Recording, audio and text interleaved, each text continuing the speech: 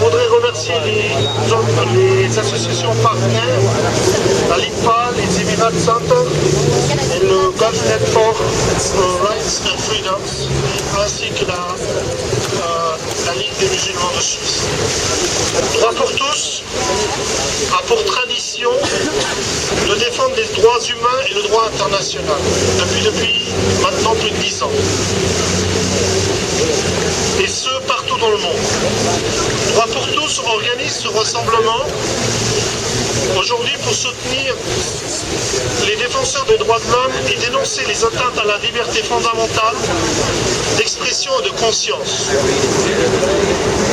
Depuis des mois, les Émirats arabes unis empêchent leurs citoyens de s'exprimer. Les Émirats arabes unis ont arrêté depuis le début de l'année 2012 plus de 60 militants pour les droits de l'homme et opposants politiques au régime. Presque tous ces détenus d'opinion ont subi des actes de torture inadmissibles et de mauvais traitements. Certains sont encore jusqu'à ce jour en détention, secrète ou privée, de leurs droits élémentaires à contacter leurs familles et autres, et ainsi que leurs avocats.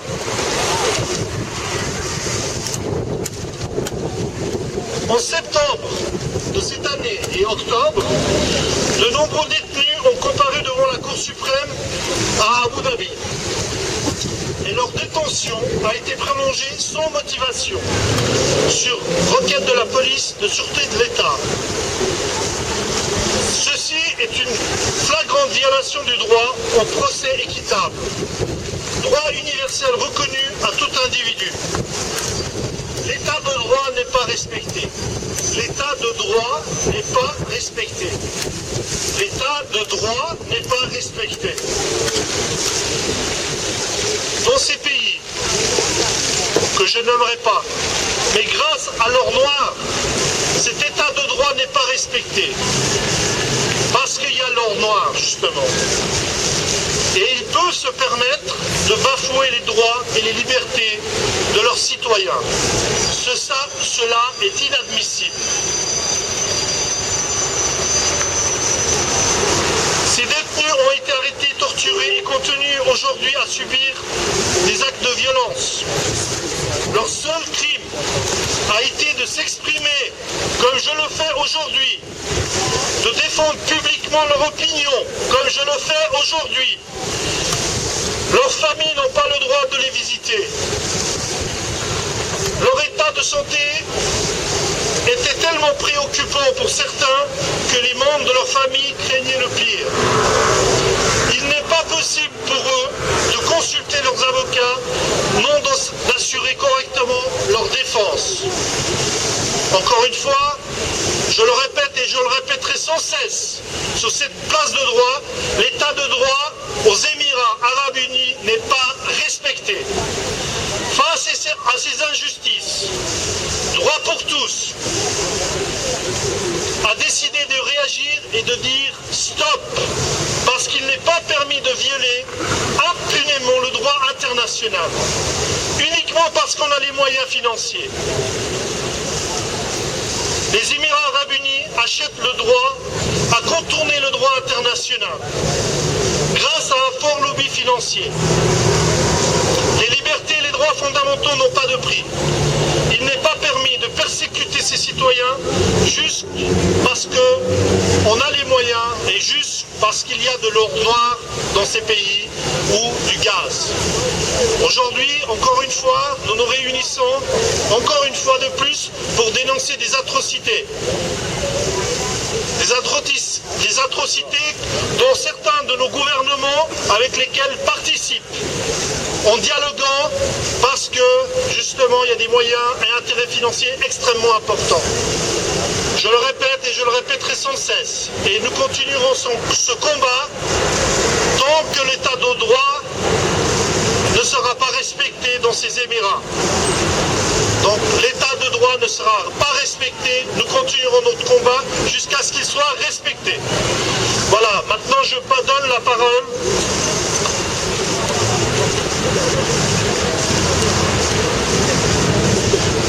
au secrétaire général de Gulf Network for Human Rights, Monsieur Rida Ajmi.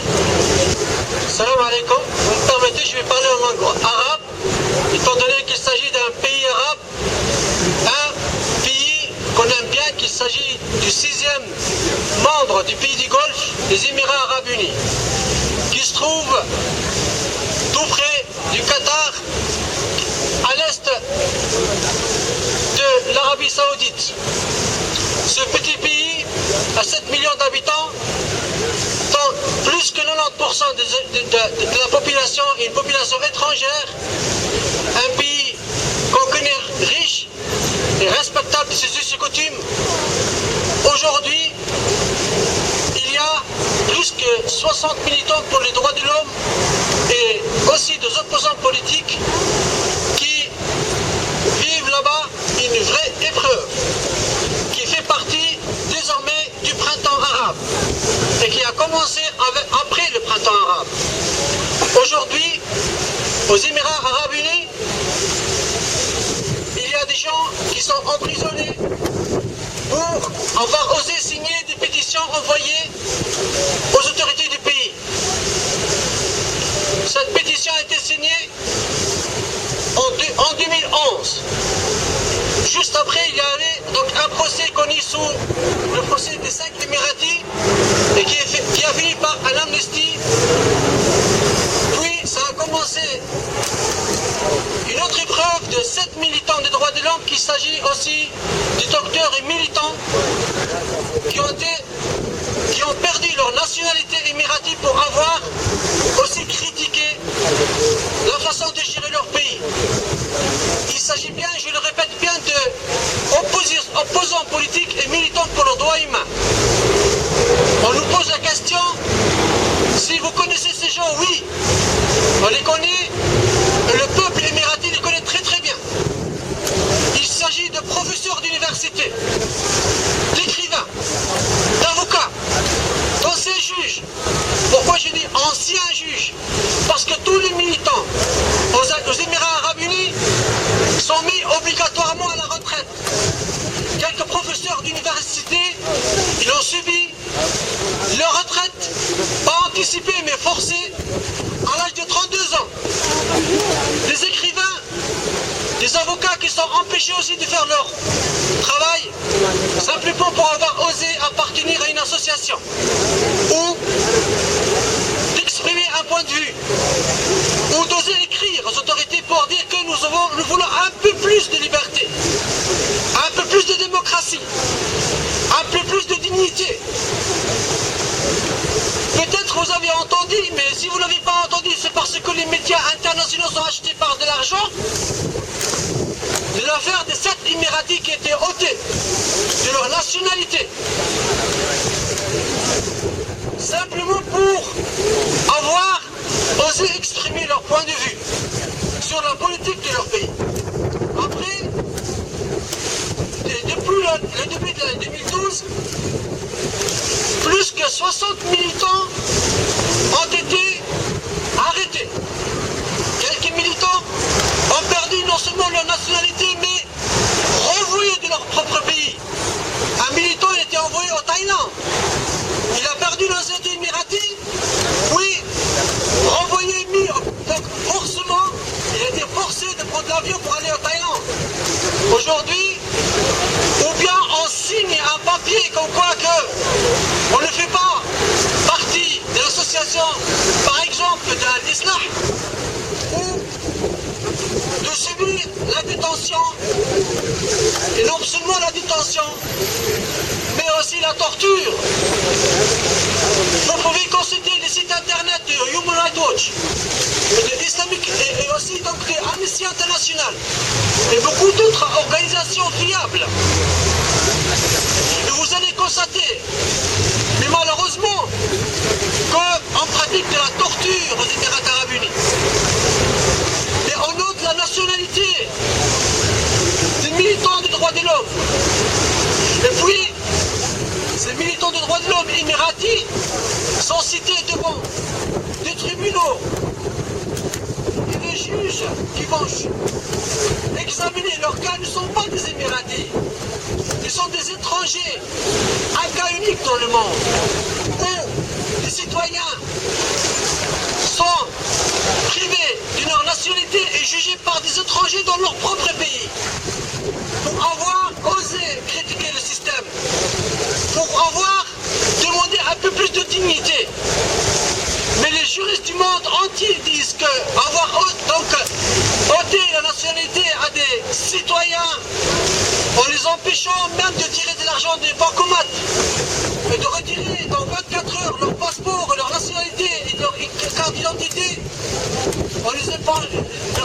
Ils ne peuvent même pas aller à l'hôpital, ils ne peuvent même pas payer leurs factures et puis dans 24 heures, ou bien ils doivent accepter une autre nationalité du mur, ou bien subir une détention et aussi la torture. Aujourd'hui, si on est là, c'est pour dire que nous soutenons ces militants qui sont aujourd'hui emprisonnés et qui ont subi la prolongation de la détention en septembre par un juge étranger, un juge soudanais, et qui ont déjà commencé à subir une condamnation par des juges tunisiens et des juges étrangers des autres pays arabes qui sont engagés simplement pour monter cette mascarade juridique et judiciaire. Ces gens sont des pacifistes, font partie de l'opposition.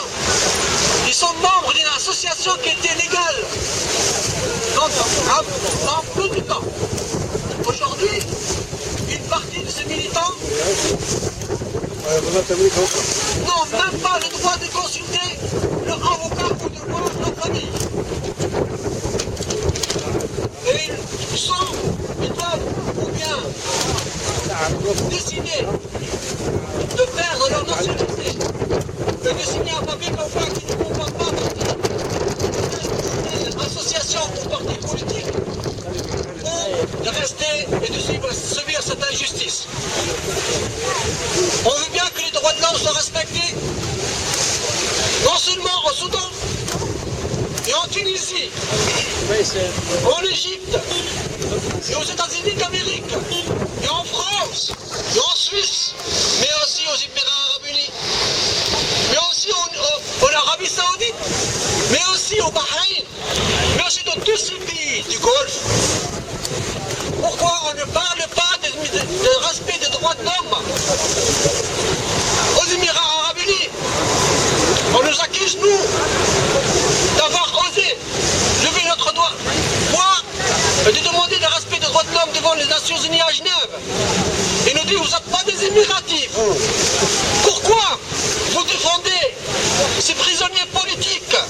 Mais parce que moi, je suis tunisien. À cet moment, il y a des Suisses, il y a des Égyptiens, il y a des Émiratis qui étaient ici pour manifester pour moi, le Tunisien, avant la révolution tunisienne. Les droits de l'homme n'ont pas de frontières.